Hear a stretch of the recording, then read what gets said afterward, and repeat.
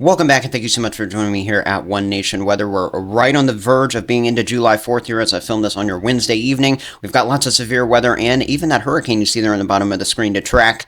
I'm going to break it all down for you here without the extra hype. By the way, that hype has been surrounding Hurricane Beryl out there in the Atlantic Ocean, possibly moving towards the United States next week. I'll be talking about who could actually see impacts out of that realistically. I'll also be talking about severe weather risks for the next 5 days in the United States with temperature tracking, precipitation information, and again, that truthful update on Beryl with likely scenarios. All of that is coming up in this video. And if you want more videos just like this one here, make sure you're subscribing down below to the channel after this one for more frequent, accurate, and easy to understand content with no of that extra crap that you might find on other channels in the future. By the way, speaking of the future, let's use the future radar from our great partner WeatherBell. You can get their free trial right down there in the description. Diving deep into that future radar here as we go into our July 4th, though, what you can see heading into the middle of the day towards the mid-afternoon time frame, this is what this covers, to around 2 to 5 p.m. This is that time frame that we're looking at, with showers and thunderstorms developing along this cold front as a focal point for any of your daytime plans that you have here on your Independence Day. So if you live anywhere from New York, Vermont, New Hampshire, parts of Massachusetts, all the way back on over there towards Missouri, especially just south of that front, that's where we're going to have pretty decent coverage of at least scattered nature of showers and thunderstorms along that weakening front. A strengthening system is going to be back off to the west of it, though, bringing additional showers towards parts of the Dakotas, even some thunderstorms heading out of there and into Minnesota, Iowa, eventually Wisconsin, down to Missouri, where this will actually be interacting with that front a little bit. We will have the potential for some severe weather in some of these spots, and I'll get you to that in just a second here. If you use the timestamps in the description, that will definitely help you navigate to a specific part of the video like that. But anyway, what you can see as we head towards the middle of the night, Thursday night heading into early Friday, even though it says 2 a.m. on the top left of your screen, this covers everything around when firework activity would be going on.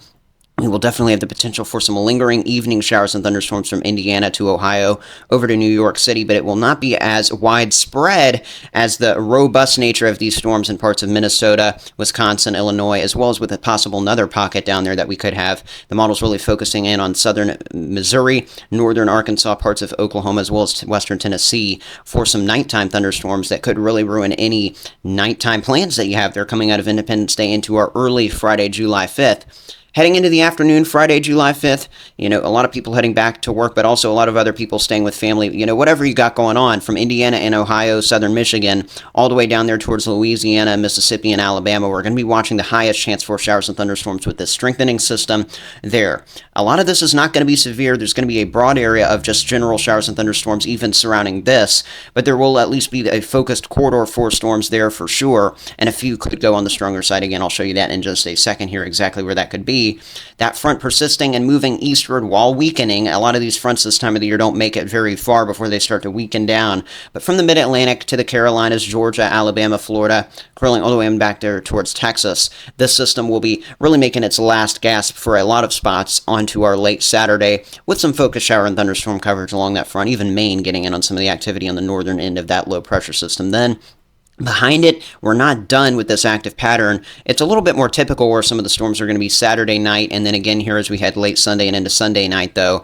Back here over the Dakotas, Nebraska, Kansas, Oklahoma, Texas, these look like some focal states for the storms. Then we'll get focused corridors for severe weather, and at the Storm Prediction Center and my ONW Severe Skill graphics will certainly hone in on those as we get a little closer, but it does look like all these spots need to watch for at least some isolated stronger to severe storms in the pattern down the line. What we're also watching entering the picture heading towards Monday, July 8th, you see it down there into far northern Mexico, far southern Texas. That could be Hurricane Beryl trying to make a run for not only the northern parts of, the Mexico mainland, but also there in southern Texas, maybe even as far north as Houston or western Louisiana, with especially the rainfall impacts. That's something we'll be tracking here on the channel, and I'll be breaking down a little bit deeper into the video.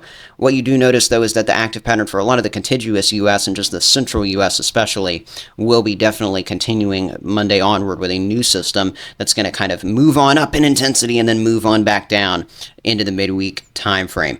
Let's go and look at the mid-level jet stream, breaking down that severe weather setup for the next few days, though. As you can see, 15 to 20,000 feet up in the atmosphere, the European model showing this little trough digging into parts of Nebraska, Kansas, Iowa, and Missouri, as well as Illinois on our late Thursday, July 4th, our Independence Day here. You're not going to have independence from the showers and thunderstorms, though, over a lot of this region. On the north side of this trough, there in parts of Minnesota, Iowa, Wisconsin, that's where we'll be watching an elevated hail risk out of some of the storms.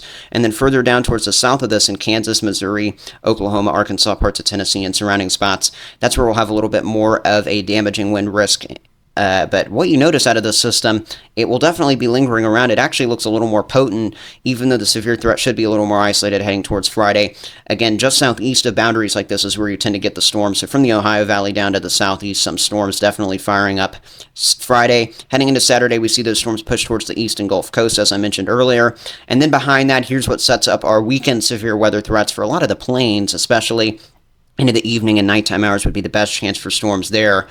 Coming out of the Rockies, you see this little trough moving in out of the west-northwest. That's going to help to focus some of that longer-range severe weather I've been discussing. But for the short term, the next couple of days, the ONW severe scale is going to be what I'm using to track out severe storms. Since I'm not hyping anything here with you, 4s, 5s, 6s, and 7s are not going to be necessary. There's no extreme severe weather on the way, but 1s, 2s, and 3s are going to be on the way, so make sure you're familiar with the fact that a 1 is low certainty, but a few severe storms appearing possible. When you get up towards 3, that's when you're getting towards more scattered severe storms, and we're going to have a couple of focused hotspots for that, one near the Minnesota, Iowa, and Wisconsin border on our July 4th, and the other one near Missouri. The northern level 3 of 7 will have a focus there in that Minnesota, northeast Iowa, and western Wisconsin corridor on large hail driven by more than likely some elevated supercell modes. We'll also see some gusty winds and isolated tornadoes out of those storms more than likely. And then down there towards the Kansas, Oklahoma, Missouri area, this could be a evening event, particularly here, that could really mess with any firework plans there. Damaging storms with especially winds and hail will be our main concerns along there. Notice at least a little bit of a severe risk extending all the way towards the mid-Atlantic with isolated severe storms there. As we go towards Friday, I mentioned that this front wouldn't be too strong. It'll definitely already be weakening down, but an advancing low-pressure system and cold front will likely cause isolated severe weather, with this being the most probable from Ohio to Tennessee on Friday. Level 2 of 7 risk there in the dark green. Conditions look unfavorable for much more than damaging winds. Probably isolated tornadoes and hail can't be ruled out, though, nonetheless. Once we get towards our Saturday, July 6th, this is your severe zones graphic. This shows you where a level 2 of 7 on that scale I just showed you would be most likely for severe storms. The pocket for the most likelihood of that is going to be in the mid-Atlantic and then back into the Central Plains. Other areas could certainly get into severe risk Saturday, so be tuned and stay tuned for that. Going into Sunday, the same thing could happen, but it really looks like, and I think models are starting to hone in enough that I could have almost put down a probability that we could have 3s already starting to pop up in increasing likelihood over parts of Kansas and Oklahoma. MCS development, or mesoscale convective system development, with a severe thunderstorm complex could be possible late Sunday, something we'll be tracking. But additionally, what we are tracking is the tropics here. Definitely to those of you who are watching these parts of the segments, and when I post sole tropical updates, I appreciate you for watching those when they're standalone. Let's go ahead and get into this here with the visible satellite of Hurricane Beryl closing out our July 3rd. A direct hit to Jamaica has been occurring, as you can see. In fact, a new eye trying to form. A concerning sign as this remains a Cat 4 as of the latest advisory and code from the National Hurricane Center in 5 p.m. Eastern Time on our Wednesday. What you notice here is that Jamaica has been seeing the northern end of the eye wall, really making its way over the island. This storm, right around that immediate eye, in that strongest part of the eye wall, close to the center of circulation, we do have 140 mile per hour sustained winds continuing, higher gusts, but what we do notice is that the pressure has continued to rise. This was down around 940 around yesterday when it was around the Cat 5 strength early in the day. Now we're here at late Wednesday. We're seeing it up around the 960 mark at this point. So we're definitely seeing a rise in pressure. That means that this storm isn't having quite as much sinking air as it used to. That's why this is anticipated, at least according to the Hurricane Center, to weaken down to around 125 miles per hour overnight tonight and into our early July 4th. For parts of the Cayman Islands as this passes just south or around these islands, bringing the northern fringe of those impacts to those locations just like Jamaica has been seeing. So definitely be prepared for Cat 3 to Cat 4 impacts with some of the winds and gusts there. More than likely, if this thing continues to weaken like the Hurricane Center thinks, by the end of our Thursday, we'll be seeing this down to Cat 2 status, approaching the Yucatan Peninsula of Mexico into our early Friday as that Cat 2 with 100-mile-per-hour winds. Keep in mind that's sustained, so those gusts could still be upwards of 110 to 120 plus miles per hour as this makes its west-northwest movement very known. It's been doing that all along. It's a very quick-moving storm. It will slow down a little bit while moving over the Yucatan, and the good news is the models have trended back a little bit south with some of the track over the Yucatan. You just saw that there, weakening down to around 65 miles per hour as Friday goes on, hopefully, especially if you go with the Hurricane Center. Down to a tropical storm by the time it crosses back out into the Gulf here. But that's when things get uncertain. The arrow could go as far north as Houston or the Louisiana border there of Texas and Louisiana. It could also go as far west as into central Mexico. But either way, you notice that strengthening from a tropical storm coming out of the early part of the weekend towards the back half of the weekend to a Category 1 hurricane. This is all the Hurricane Center, the National Hurricane Center here in the USA's track guidance. It's been doing a pretty good job so far. But I can't underestimate things, so don't be surprised if we see, by the time this is a tropical storm over Mexico or Texas going into Monday or Tuesday, it had previously already made a, Cat 1 or maybe even Cat 2 landfall for sure. Definitely weakening down again, though, what you notice here, that's Monday at 2 p.m. Probably on land by late Monday, unless this takes a very far eastern track within that cone. Now, these are the Global Ensemble Forecasting System tracks. These are a set of models here combined into an ensemble that has kind of a median line that runs through it. That is your GFS model that gets in the mix as well. What you're looking at is the track, and this is what has generated a lot of hype surrounding the storm. You see from Thursday to Friday, we see it move from the Cayman Islands to the Yucatan Peninsula of Mexico by Saturday to Sunday, moving through the western Gulf. The west central Gulf is the most likely location of this into our Sunday morning. Going into Monday and Tuesday, a landfall is most likely in the northern tip of Mexico, but these particular models, for some reason, track it more towards southern Texas. And then once it starts moving and skirting that shoreline, trying to head inland, we see a lot of those impacts also skirt up there towards Houston, Texas. I think that's definitely a possibility, if not likelihood, that Houston gets some impacts, but they're really likely not to be as intense, at least from current guidance. Things could change, as what a lot of people are saying here. What I just circled is that most recent visible satellite imagery as of your Wednesday evening. As the storm, Hurricane Beryl, continues to make its way off towards the west-northwest, we're going to likely see those tropical storm force wind chances remain high, according to the Hurricane Center, all the way up there towards the Yucatan Peninsula of Mexico, around the Cancun region. Yes, you could very much so see some tropical storm impact. That's at the minimum for that location. But what you notice here, that's the northern end of these tropical storm force wind percentages. Goes all the way up towards Houston. The lower end is that other line in central Mexico. The highest chance already 20-30% plus. It will likely rise from here as the Hurricane Center gains confidence. 4 tropical storm force winds in far southern Texas around Brownsville into far north central Mexico. Drawing out some U's, P's, and L's on screen right now. I'm going to tell you what these mean here in just a second. What you see is a U down there in far central Mexico, as well as on up there towards western Louisiana. This is where I think it's unlikely for the storm to go, but it's not out of the realm of possibilities. Those P's are definite possibilities where it is definitely a higher chance for this thing to make landfall. L is the most likely scenario. I really think far south Texas is where this thing is going to make landfall heading towards next week, given guidance, given the Hurricane Center information. Let's take a look at the precipitation that not only this storm has to offer, but also just thunderstorms across the U.S. have to offer over the next few days. First of all, just going through Thursday, July 4th, into our early Saturday, July 6th. A lot of the heaviest precipitation out of the new low from the Dakotas and Nebraska, all the way on over there towards Minnesota and Wisconsin. We'll also be watching heavier precipitation.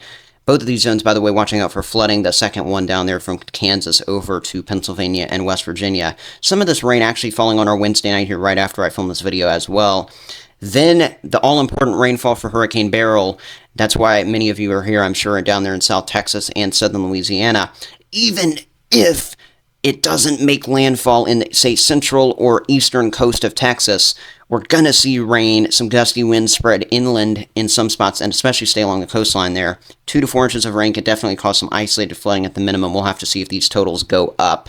That's why I'm monitoring, but not thinking anybody should panic. Just be ready for the worst-case scenario, which would be a hurricane making landfall somewhere northward there on the coast of Texas. It is just not likely, and there's no need to hype it right now. Down there in south central U.S., heading into our Independence Day, it's going to be a hot one, 90s to 100s for temperatures there.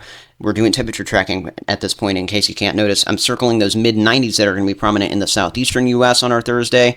Over here for Independence Day, you're not seeing independence from the heat. I was talking about independence from storms not happening for the north central U.S. earlier. The heat is not going to give you any breaks in the far southwestern U.S. Thursday, so be ready for that, and especially California, where the valleys are going to be breaking record warm highs.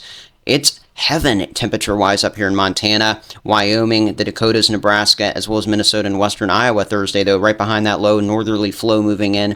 70s there. We've got 80s here in the Ohio Valley and Great Lakes, some low to mid-80s in a lot of the northeast. That's more seasonable for some of those spots. The heat is really going to be focused in the southeast and at the southwest in the course of the next several days, as what I just circled there is below average temperatures in the north central U.S. for our Friday. Some of those circles in parts of Wisconsin indicating those 60s for highs are record-breaking minimum highs. It's never been that cool before for a high temperature since records have been kept. There's the front I just drew out, but there's especially where the hottest 90s are going to be Friday afternoon from Texas to the Carolinas and Virginia. Definitely some near record-breaking warmth there, especially the further east you go within that zone. And then California, Nevada, Arizona, I'm going to keep mentioning some spots there where I just drew that secondary circle well into the 115 to 130 degree mark. This is dangerous heat, everybody, okay? That's not hype. That is dangerous heat. More of that continuing Saturday. Meanwhile, it's comfortable up there in the Great Lakes, but it's not as comfortable south of that line I drew. It's not much of a change in the weather pattern Saturday, Sunday in terms of temperatures. Going towards Monday, we see mid and upper 80s moving towards the Midwest Great Lakes. Nothing that we can't handle in that area. Very seasonable. What is not seasonable is triple-digit heat trying to make its way on up there towards Washington. These 90s in the Carolinas as well. Very prolonged heat for these spots.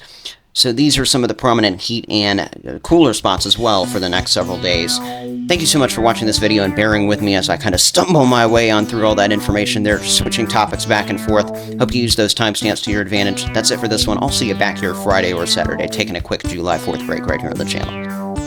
One Nation Weather.